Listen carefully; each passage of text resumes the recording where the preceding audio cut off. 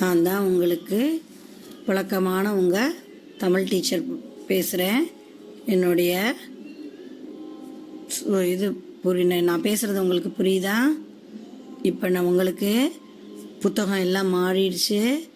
5ஆம் வகுப்பில் நீங்கள் தமிழ்நாடு வெப்சைட்டில் போய் www.tamilnadutextbooks.com அப்படிங்கிற வெப்சைட்டில் போய் 2019ங்கிற வருஷத்தை போட்டு பதிவிறக்கம்னா நான் டவுன்லோட் செஞ்சிங்கன்னா இந்த புது புத்தகம் வரும்.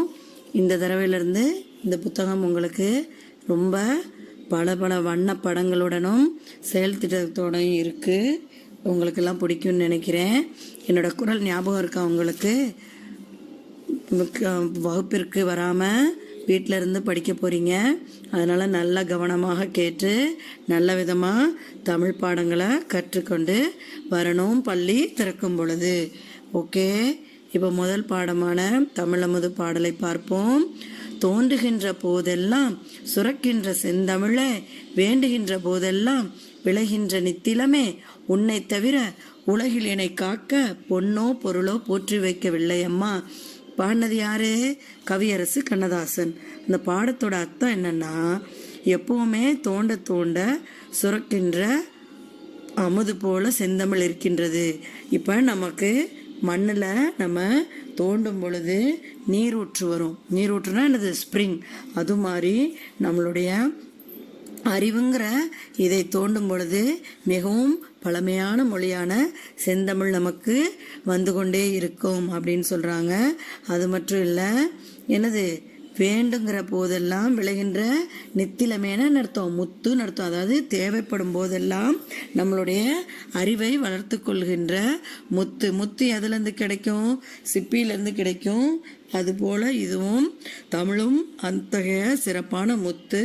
அதையும் நம்ம எப்போ தேவைப்படுமோ அப்பெல்லாம் நம்ம தேடி கண்டுபிடித்து எடுத்துக்கலாம் அப்படிங்கிறாங்க. அது மட்டும் இல்லை, உன்னை அன்றி, அதாவது தமிழான செந்தமிழே, நீதான் என்னை இந்த உலகில் காக்க முடியும். உன்னை தவிர வேறு பொன்னோ பொருளோன்னு அர்த்தம். தங்கம், வெள்ளி, வைரம், வைடூரியம் அதுபோல் செயற்கையால் உள்ள இந்த பொருட்களெல்லாம் என்னை காக்காது. என்னை எப்பொழுதும் யாரு? தாய் காப்பது போல என்னை காப்பாற்றும் தமிழே அப்படின்னு யாரு இவ்வளோ சிறப்பாக தமிழை பற்றி சொல்கிறது? கவியரசு கண்ணதாசன். அதற்கு பின்னாடி வாங்க பேசலாம் அப்படிங்கிற கேள்வி பதில் பயிற்சி இருக்குது. படிப்போம், சிந்திப்போம், சரியான விடை, கலைந்துள்ள சொற்களை மீண்டும் மீண்டும் சொல்லலாமா, இப்படி எல்லாம் இருக்குது. நீங்கள் இது எல்லாத்துக்கும் டீச்சர் தனியாக நோட்ஸ் ப்ரிப்பேர் பண்ணியிருக்கேன். அதையும் பார்த்து நீங்கள் உங்களுடைய புத்தகத்துலேயும் செய்யணும். உங்களுடைய எப்பவும் போல் உங்களுடைய நோட்டுலையும் செய்துட்டு வருவீங்கன்னு நினைக்கிறேன். வணக்கம் மாணவிகளே. அடுத்து 4வது பக்கத்தில் உள்ள ஆடிப்பாடி மகிழ்வோம். நம்ம ஏற்கனவே நிறையா தமிழ் எழுத்துக்கள் படிச்சிட்டோம். இருந்தாலும் நமக்கு உயிரெழுத்துக்கள் 12 தான் எப்போவுமே முக்கியம். அந்த உயிரெழுத்துக்கள் 12 சம்பந்தமாக ஒரு பாடல் உங்களுடைய ஞாபக சக்தியை திருப்பி என்ன பண்ணுறது?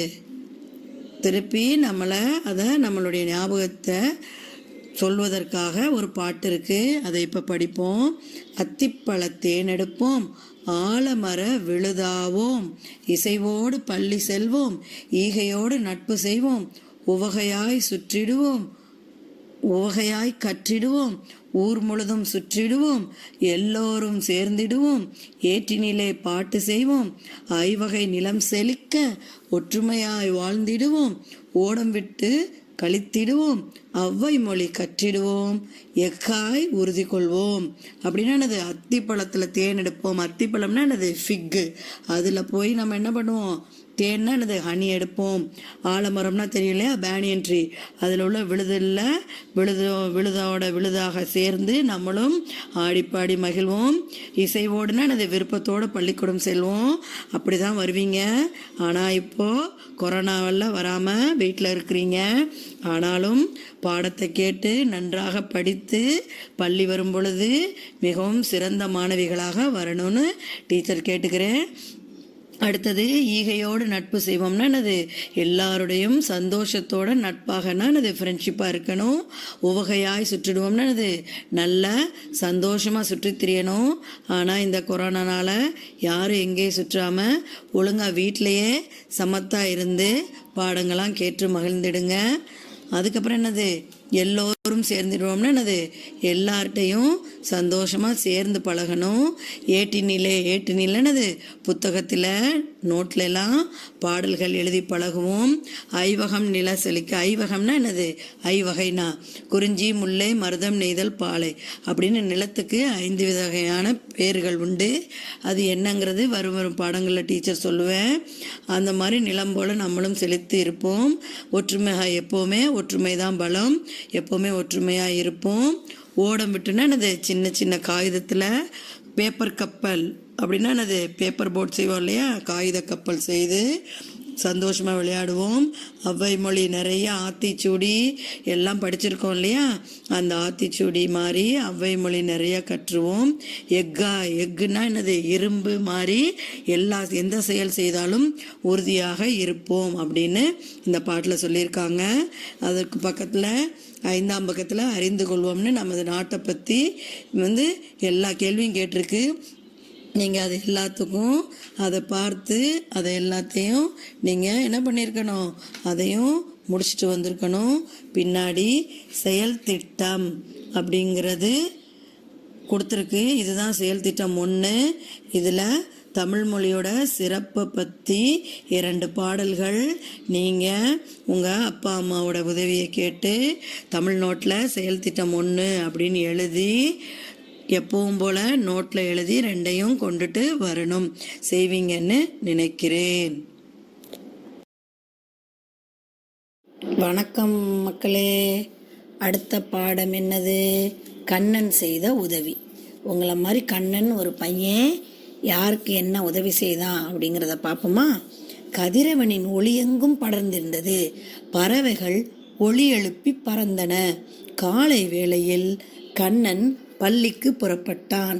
அவன் செல்லும் வழியில் ஒரு பெரியவரை பார்த்தான். அந்த பெரியவர் சாலையை கடக்க உதவ வேண்டும் என்று அவனிடம் கேட்டார். வாருங்கள் போகலாம் என்று கூறிய கண்ணன் அவரது கையை பிடித்து கொண்டு பாதுகாப்பாக எதிர்ப்புறத்தில் விடுவதற்கு சென்றான். அப்போது எதிரே ஒரு பேருந்து வேகமாக வந்தது. ஓட்டுநரின் கட்டுப்பாட்டை இழந்த அந்த பேருந்து பக்கத்தில் இருந்த மரத்தில் மோதியது. உடனே கண்ணன் கத்தினான், ஐயோ காப்பாற்றுங்கள் காப்பாற்றுங்கள் என்று உரக்க கத்தினான். உடனே அந்த பெரியவர் தன் பையில் இருந்து செல்பேசியை எடுத்தார். பின் 108 என்ற எண்ணிற்கு தொடர்பு கொண்டு பேசினார். அடுத்த சிறிது நேரத்தில் அவசர ஊர்தி வந்தது. காவலர்களும் வந்தனர். பேருந்தில் காயமடைந்தவர்களை மருத்துவமனையில் சேர்த்தனர். இதனை பார்த்த கண்ணன் பேருந்தில் இருந்தவர்களுக்கு தன்னால் இயன்ற உதவிகளை செய்தான். அதன் பிறகு பள்ளிக்கு சென்றான். ஆசிரியர் கண்ணனை பார்த்து, ஏன் தாமதமாக வருகிறாய் என கேட்டார். கண்ணன் நடந்தவற்றை தெளிவாக கூறினான். ஆசிரியர் அவனை பாராட்டினார். கண்ணன் மகிழ்ச்சி அடைந்தான்.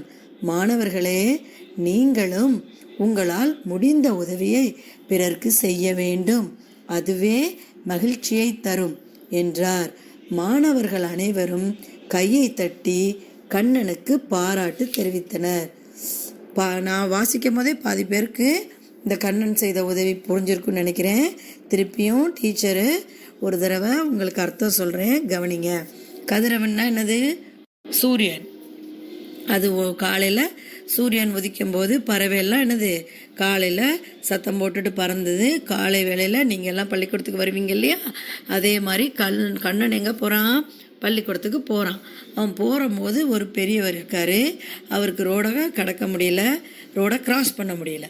அப்போ அந்த பெரியவர் என்ன சொல்கிறாரு கண்ணன்ட்ட, எனக்கு ரோடை கடக்க உதவி செய்ய அப்படின்னு. வாங்க தாத்தா அப்படின்னு கூட்டிகிட்டு போகிறான். அப்படி அவங்க எதிர்பக்கம் போகும்போது ஒரு பேருந்துனா என்னது, பஸ்ஸு அது வருது. வரும்போது ஓட்டுநர்னா யார், டிரைவரு, அதோடைய கட்டுப்பாட்டு பிரேக் பிடிக்கல. அதனால் அந்த பேருந்து என்ன பண்ணுச்சு, பக்கத்தில் உள்ள மரத்தில் போய் நல்ல டமார்னு சத்தத்தோடு மோதிருச்சு.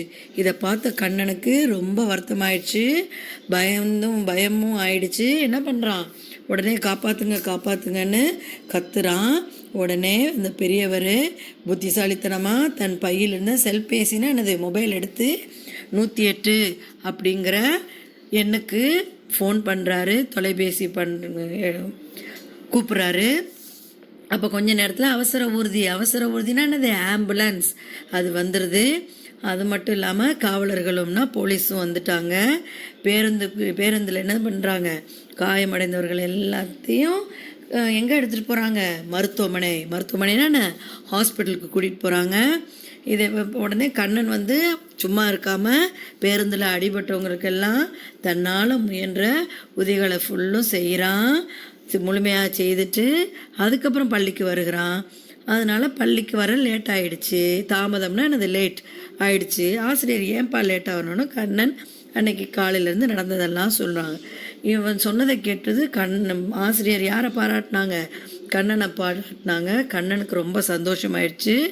அது மட்டும் இல்லாமல் ஆசிரியர் கண்ணனை எல்லாருக்கும் முன்னாடி பாராட்டியதோடு இல்லாமல் என்ன சொல்கிறாங்க, மாணவ மாணவிகளே, நீங்களும் கண்ணனை போல் மற்றவங்களுக்கு எந்தவித ஏதாவது கஷ்டம் ஏற்பட்டுச்சுன்னா உடனே உதவி செய்யணும் அப்படின்னு சொல்கிறாங்க. அதே மாதிரி எல்லாரையும் கைதட்ட சொல்கிறாங்க. எல்லாரும் கண்ணனை கைத்தட்டி பாராட்டினாங்க. இப்போ நீங்களும் இது மாதிரி என்ன பண்ணணும், ஏதாவது ஒரு ஆபத்துனா அடுத்தவங்க சொல்லாமே மற்றவங்களுக்கு உதவி செய்யணும். புரியுதா? இதில் பின்னாடி வாங்க பேசலாம் இருக்குது. அதில் 2 கேள்விகள் இருக்குது. அதுவும் டீச்சர் ஏற்கனவே சொன்ன மாதிரி அதில் எல்லாம் நோட்ஸில் டீச்சர் விடை எழுதியிருக்கேன். நீங்களும் அந்த விடையை காப்பி பண்ணுங்கள். அப்புறம் அதே மாதிரி இதுலேயும் சரியான விடையை தேர்வு செய்வோம் இருக்குது. பொருத்தமான குறியீடுக இருக்குது. அப்புறம் அகர முதலே பார்த்து இந்த சத்தம் வித்தியாசம் இதெல்லாம் நம்ம 4ஆம் வகுப்புலேயே செஞ்சுருக்கோம். அதை செய்யுங்க. அப்புறம் சரியான சொல்லால் நிரப்பிப்பிடி இதெல்லாம் டீச்சரு நோட்ஸாக ரெடி பண்ணியிருக்கேன். நீங்களே கண்டுபிடிச்சிட்டு அதோட நீங்கள் என்ன பண்ணணும், சரி பார்க்கணும். அதை கிராஸ் செக் பண்ணணும். வினாக்களுக்கு விடையளி இதில் கேட்கப்பட்டிருக்க கேள்விக்கெல்லாம் டீச்சர் பதில் எழுதியிருக்கேன். அதையும் நீங்கள் பார்த்துக்கோங்க. அப்புறம் நீங்கள் உங்கள் வீட்டில் யாருக்கெல்லாம் உதவி செஞ்சீங்களோ அதையும் நோட்டில் எழுதியிருக்கணும்.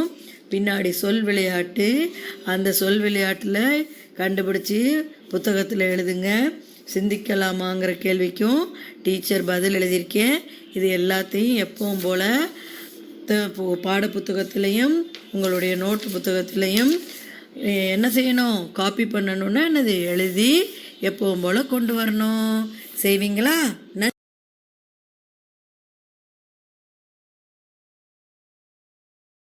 வணக்கம் மாணவிகளே. இப்போ 3வது பாடம் தனித்திறமை, அதாவது காட்டில் நடக்கிற ஒரு நிகழ்ச்சியை பார்க்க போகிறோம். காட்டின் ராஜாவான சிங்கம் சில நாட்கள் வெளியூர் சென்றபோது புலிக்கு தன் பொறுப்புகளை ஒப்படைத்துவிட்டு சென்றது. புலியும் சில நாட்கள் ராஜாவாக பதவியேற்று கொண்டது. படைத்தளபதியாக சிங்கக்குட்டி பொறுப்பேற்றது. சிங்கக்குட்டி தான் நமது படைத்தளபதி. சிங்கக்குட்டியே, பொறுப்பை ஏற்றுக்கொள்ளுங்கள். நன்றி மன்னா, உடனே பதவியை ஏற்றுக்கொள்கிறேன்.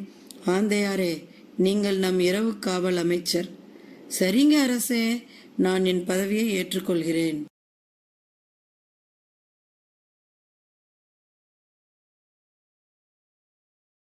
உமக்கு உரிய பதவி? ராஜாவே, இந்த கழுதை ஒரு முட்டாள். கழுதையால் எந்த ஒரு பயனும் இல்லை. அப்படியா? இதே போல் முயல், ஆமை இரண்டும் எதற்கும் பயன்படாது.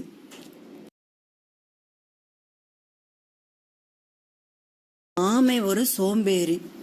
அது எப்போதும் மிக மெதுவாக செல்லும். முயல் எதை பார்த்தாலும் மிரண்டு ஓடும். கரடியாரே, வாயை மூடும். ஆமை பொறுமையாக இருந்து காரியத்தை சாதிக்கும். அதனால் சமையல் வேலை செய்யட்டும். முயல் அதிவேகமாக ஓடும். எனவே தேவையான பொருட்களை சேகரித்து விரைவாக கொண்டு வந்து சேர்க்கும் வேலையை செய்யட்டும். கழுதை பகைவர்கள் வரும்பொழுது தனது உரத்த குரலில் எச்சரிக்கும் பணியை கவனிக்கட்டும் என்று கூறினார் புலிராஜா. யாரையும் குறைவாக எடை போடக்கூடாது. அவர்களிடம் உள்ள திறமைகளை அடையாளம் காண வேண்டும். நீங்கள் சொல்வது சரிதான் அரசே, இப்போது நான் தெரிந்து கொண்டேன். இப்போ இந்த கதையிலேருந்து என்ன தெரியுது? யாருக்கு எந்த பதவி கொடுத்தாலும் அதை தான் அவங்க செய்வாங்க. நம்ம இடையில புகுந்து இவங்களுக்கு அது சரி வராது, அவங்களுக்கு இது சரி வரான்னு சொல்கிறதுக்கு நமக்கு எதுவுமே எந்த உரிமையும் கிடையாது. அந்த மாதிரி கரடி சொன்னது தவறு அப்படிங்கிறதான் இதில் சொல்லப்பட்டிருக்கு இந்த முழு கதையிலையும். அதாவது என்னது, இதோடைய நீதி என்ன? ஒவ்வொருவருக்கும் தனித்திறமை உண்டு. அதை அறிந்து சூழ்நிலைக்கு ஏற்ப பயன்படுத்திக்க வேணுமே ஒழிய அடுத்தவங்களை குறை சொல்கிறது நம்ம செய்யவே கூடாது அப்படின்னு சொல்லியிருக்காங்க. இந்த பாடத்திலேருந்து நீங்களும் இந்த நீதியை புரிஞ்சிருப்பீங்கன்னு நினைக்கிறேன்.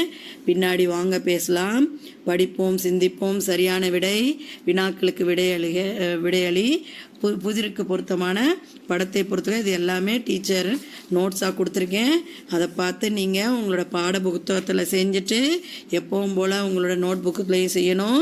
அப்புறம் என்னது, முறை மாறி உள்ள சொற்களை முறைப்படுத்தி தொடர் உருவாக்குக அப்படின்னு என்னது, ஜம்பிள்டு சென்டென்சஸை ப்ராப்பர் சென்டென்சஸாக மாற்ற போகிறோம். ஒன்று டீச்சர் எடுத்துக்காட்டு சொல்கிறேன். காட்டில் விலங்குகள் நடந்தது கூட்டம் அப்படின்னு என்ன அர்த்தம்? காட்டில் விலங்குகள் கூட்டம் நடந்தது அப்படின்னு நம்ம மாற்றி இது மாதிரி எல்லாத்தையும் செய்யுங்க. எந்த விலங்கிற்கு எந்தெந்த பணி, அப்புறம் எது பெயர் எது செயல், இது நம்ம ஏற்கனவே 4வது வகுப்பில் படிச்சிட்டோம். இது எல்லாத்தையும் செய்துட்டு வருவீங்கன்னு நினைக்கிறேன்.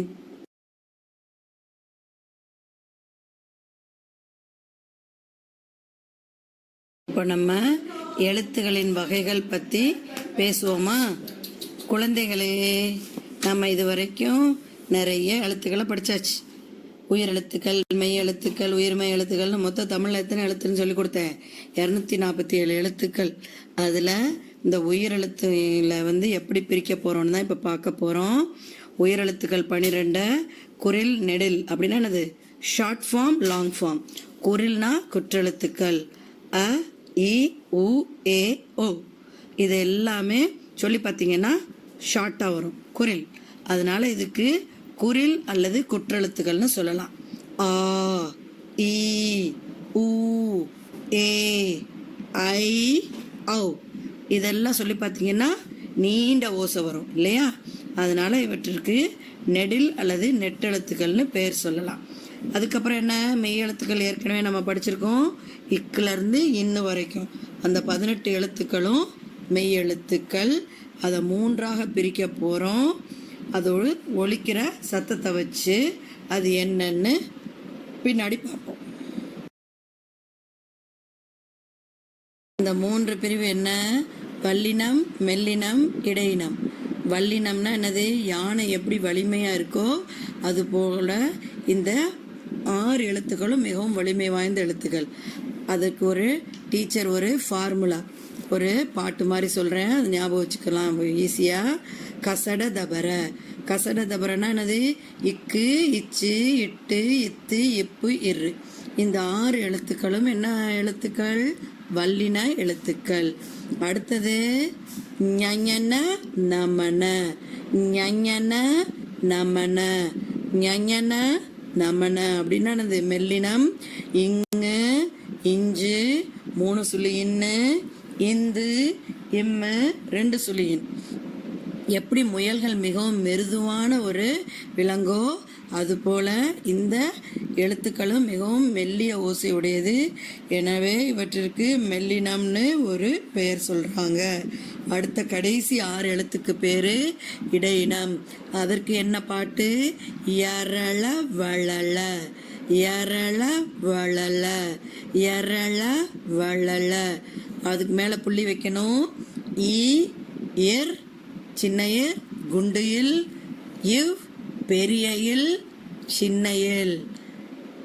இதுக்கு மான் எப்படி யானையை போல வலிமையாகவோ இல்லை முயலை போக மிகவும் மெருதுவாக இல்லாமல் இடைப்பட்ட விலங்கு அது.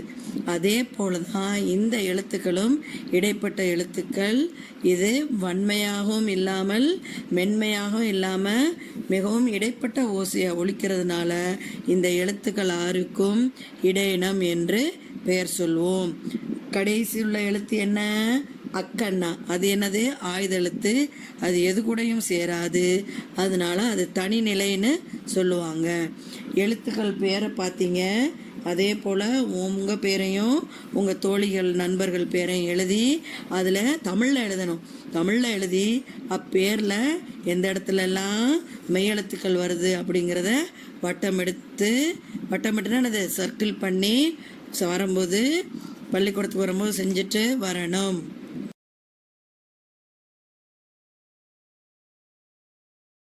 வணக்கம் மாணவிகளே. இப்போ 4வது பாடமான கல்யாணமாம் கல்யாணம்னு ஒரு புது வகையான கல்யாணத்தை பற்றி பார்க்க போகிறோம். இங்கே யாருக்கு கல்யாணம் பண்ணுறாங்க? பூனைக்கும் கல்யாணம் பண்ணுறாங்க. பூனைக்கும் கல்யாணமாம், பூலோகம் எல்லாம் கொண்டாட்டமாம், யானை மேலே ஊர்கோலமாம், ஒட்டகச்சிவிங்கி நாட்டியமாம், கொர் குரங்கு பின்பாட்டாம், தடப்புடலான சாப்பாடாம். வேளையிலே மாப்பிள்ளை பூனையை காணோமாம், சந்தடி புந்தடி செய்யாமல் சமையல் கட்டில் நுழைந்தாராம், வாங்கி வச்ச பாலையெல்லாம் ஒரே மூச்சில் குடித்தாராம், பார்த்துவிட்ட பெண்ணின் தாயும் பலத்த சத்தம் போட்டாராம், திருட்டு மாப்பிள்ளைக்கு என் பெண்ணை திருமணம் செய்ய முடியாது, வேண்டாம் இந்த சம்பந்தம், வெக்கக்கேடு, போய் வாரோம். இது ஒரு நாட்டுப்புற பாடல். அப்படின்னா என்னது? இதில் பூனைக்கு கல்யாணம் பண்ணாங்க. கல்யாணம் பண்ணலான்னு முடிவு பண்ணி யானைக்கு மேலே ஊர்வலம் போனாங்க. அப்புறம் ஒட்டகச்சிவிங்கி நடனம் ஆடிச்சான். குரங்கு என்ன பண்ணிச்சான்? கொருன்னு பின்னாடி சத்தம் போட்டுட்டு வந்துச்சான். தாலி கட்டுற நேரத்தில் பூனையை போய் பார்த்தா பூனையை காணுமா, மாப்பிள்ளைய பூனை. எங்கடா காணமேன்னு தேடி போனால் அது யார்கிட்டையும் சத்தம் இல்லாமல் போய் சமையல் கட்டினா அது கிச்சனுக்கு போச்சான். அங்கே வாங்கி வச்சுருந்த பாலெல்லாம் குடிச்சிருச்சான். குடித்ததை யார் பார்த்துட்டா? பொண்ணோட அம்மா. அந்த பெண்ணோட அம்மா பார்த்துட்டு சத்தம் போட்டுச்சான், அட திருட்டு மாப்பிள்ளை பூனையே, உன்னை நம்பி என் பொண்ணை நான் கல்யாணம் செஞ்சு தரமாட்டேன், உன்னோட இந்த கல்யாண சம்மந்தமே வேணாம், கேடு, ஓடி போயிடு அப்படின்னு திட்டிருச்சான். இது ஒரு நாட்டுப்புற பாடல். இதே மாதிரி இதுக்கு பின்னாடி வாங்க பேசலாம்னு இருக்குது. அதை செய்யுங்க. படிப்போம், சிந்திப்போம். ஒற்ற ஓசையில் முடியும் சொற்கள், சரியான விடை, பயிற்சி இருக்குது, இணைந்து செய்வோம். இதே மாதிரி உங்களை மாதிரி ஒரு பொண்ணு பூனைக்கு பதிலாக பூனைக்கு யானைக்கு கல்யாணம் பண்ணால் என்ன செய்யலாம் அப்படின்னு கேட்டிருக்காங்க. அதையும் நீங்கள் யோசிச்சுட்டு செஞ்சுட்டு வரணும். பின்னாடி கலையும் கைவண்ணம் எப்பவும் செய்வீங்க இல்லையா, வண்ணம் அடிச்சுட்டு வரணும். இது 2வது செயல் திட்டம். 2வது செயல் திட்டம் என்னது? உங்கள் பகுதியில், அதாவது நாட்டுப்புற கதைகள் உங்கள் பாட்டி தாத்தாக்கு, அம்மா அப்பா யாருக்கு தெரியுதோ நாட்டுப்புற கதைகளை கேட்டு 2 தமிழ் நோட்டில் செயல் திட்டம் 2ன்னு போட்டு அதை செய்துட்டு வரணும். கண்டிப்பாக செய்துட்டு வருவீங்கன்னு நினைக்கிறேன்.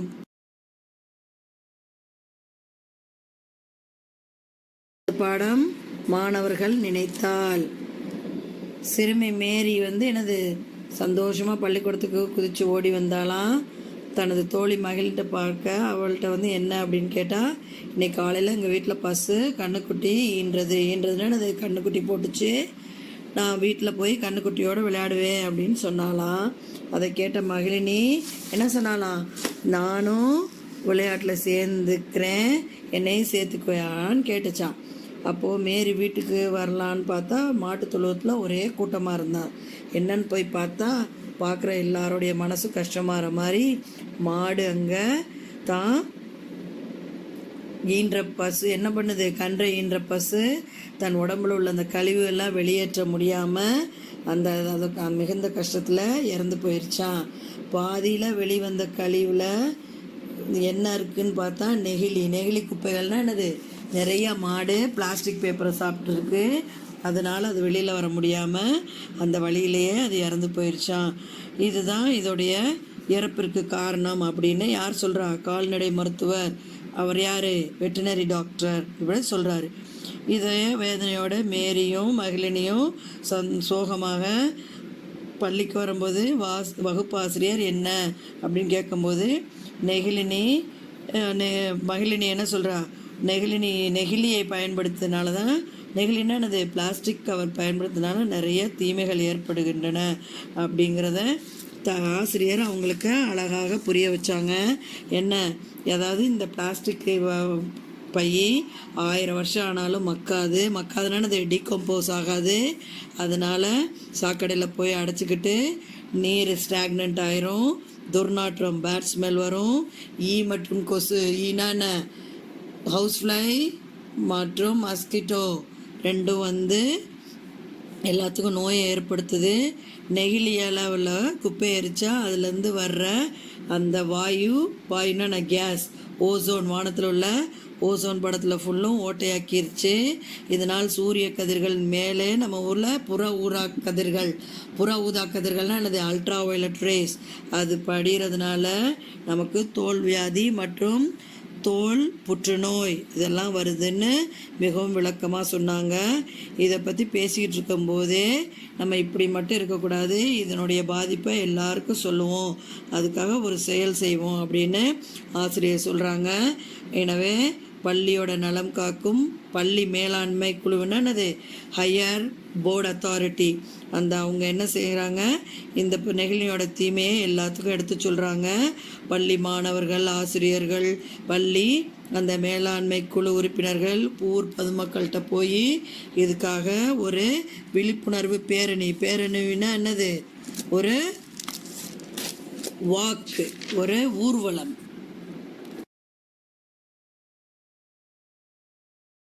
அவங்க எல்லாரும் பேரணி நடத்தி போனாங்க. பேரணினா என்னது, ப்ரொட்டஸ்ட். அந்த மாதிரி நெகிழியை யூஸ் பண்ணக்கூடாது, நெகிழினாது என்ன, பிளாஸ்டிக் கவரை யூஸ் பண்ணாதீங்கன்னு தீர்மானம் நிறைவேற்றினாங்க. அதற்காக விழிப்புணர்வு வாசகங்கள்னால் என்னது, ப்ளக்கார்ட்ஸ், அப்புறம் என்னது, நிறைய எழுதப்பட்ட பதாகைகள்னால் என்னது, நிறையா போர்ட்ஸ், ஸ்மால் போர்ட்ஸ். அதில் என்னெல்லாம் எழுதியிருக்குன்னு தெரியுமா, துணிப்பை என்பது எளிதானது, தூர எறிந்தால் உரமானது, நெகிழினி என்பது அழகானது, வீசி எறிந்தால் விஷமானது. அது மட்டும் இல்லாமல் என்ன எழுதியிருக்கு, பூமியை கெடுக்கும் பூதம் யார், நெகிழினியை என்றே அதற்கு பேர். இது மாதிரி நிறையா கட் அவுட்ஸு இதெல்லாம் எடுத்துகிட்டு கிராமம் ஃபுல்லும் எல்லார்ட்டையும் சொல்கிறாங்க, தெருவாக போகிறாங்க. பேரணியானது பெரிய லாங் செயின் ப்ரொட்டஸ்ட் நடத்திட்டு போகிறாங்க. இதை பார்த்து மக்களுக்கெல்லாம் விழிப்புணர்வு வந்துச்சு. அது மட்டும் இல்லாமல் துண்டு பிரசங்கள்னால் என்னது, பிட் பேப்பர்ஸில் இதோடைய இம்பார்ட்டன்ஸ்லாம் முக்கியமானதெல்லாம் எழுதி பொதுமக்கள்கிட்ட பப்ளிக்கிட்ட கொடுத்து இதோடைய தீமையை பற்றி சொல்கிறாங்க. அது மட்டும் இல்லாமல் இன்னமே இந்த பிளாஸ்டிக்கு பதிலாக எதை யூஸ் பண்ணணும், எதை பயன்படுத்தணும்னு சொல்கிறாங்க, பேப்பர் கவர், துணிப்பை அப்படின்னு சொல்கிறாங்க. அது மட்டும் இல்லாமல் கடை போய் இதை செய்யுங்கன்னு சொல்லி நெகிழி எல்லாத்தையும் தூக்கி போடுங்கன்னு சொல்கிறாங்க. இவங்க சொல்கிறதை கேட்டு ஊர் மக்கள் எல்லாம் மாறி கடைக்கு போகும்போதும் துணிப்பை எடுத்துகிட்டு போவோங்க அப்படின்னு எல்லாரும் அறிவுறுத்துகிறாங்க. எறும்பூர கல்லும் தேயும் அப்படின்னு ஒரு பழமொழி இருக்குது. அப்படின்னா என்னது, ஒரு கல்லில் விடாமல் எறும்பு ஊறிக்கிட்டே இருந்துச்சுன்னா அந்த கல்லும் கொஞ்சம் கொஞ்சமாக கரைய ஆரம்பிக்கும். அப்படி தான் அந்த ஆண்டோர்னா என்னது, பெரியவர்களோட பழமொழி. அது போகல நம்மளும் சிறு குழந்தைகளால் நீங்களும் முயற்சி செய்தால் எந்த ஒரு பிரச்சனைக்கும் ஒரு முடிவு கிடைக்கும். நம்ம ஊர்லேயும் நெகிழியை மாற்றி துணிப்பையையும் காகிதப்பையையும் உபயோகிக்க நம்மளும் முயற்சி செய்யணும். அதுக்கு கீழே வாங்க பேசலாம். அதை நீங்கள் எப்பவும் போல் செய்யுங்க. பின்னாடி உள்ள பயிற்சிகள் எல்லாத்தையும் செஞ்சுட்டு வாங்க. அப்புறம் கேள்வி பதிலுக்கு விடையளிங்க. பொருத்தமான சொல் எதுன்னு கண்டுபிடிங்க. இணைந்து செய்வோம், அதை செய்யுங்க. மக்கிய குப்பை, மக்காத குப்பை அப்படின்னு அந்த டீகம்போஸ், நான் டீகம்போசபிள், அந்த குப்பையெல்லாம் தனியாக பிரித்து எழுதுங்க. ஒருமைப்பன்மை 4ஆம் வகுப்புலேயே படிச்சிருக்கோம். இதில் ஒருமையெல்லாம் கொடுத்துருக்கு. நீங்கள் பன்மையெல்லாம் உங்களுடைய பாடப்புத்தகத்துலேயும் செஞ்சுருக்கணும். எப்பவும் போல் நோட்டுகளையும் செஞ்சு பள்ளிக்கூடத்திற்கு வரும் பொழுது மறக்காமல் எல்லாவற்றையும் செய்துட்டு எடுத்து வருவீங்கன்னு நினைக்கிறேன். நன்றி.